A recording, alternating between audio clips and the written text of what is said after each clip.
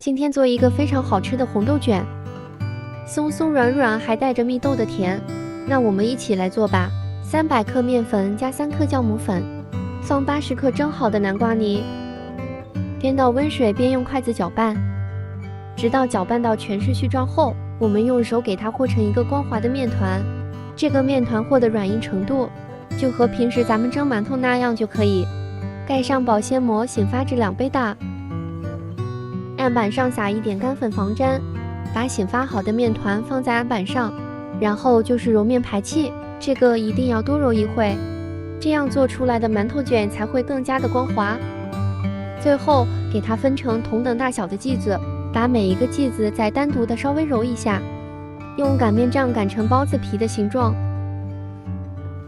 再放入适量的蜜豆，这个是我买的现成的，你也可以自己从家里煮。再和包包子一样把它包紧实，用擀面杖上推下拉的方式，给它擀成牛舌状，从一头慢慢的往另一头卷。一个红豆卷馒头就做好了。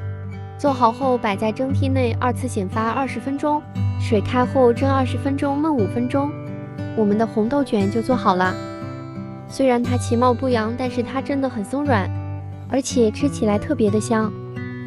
它有红豆淡淡的甜，还有馒头蒸熟的那种香味，不用就咸菜，光吃这个就能吃好几个。有时间你也试试吧。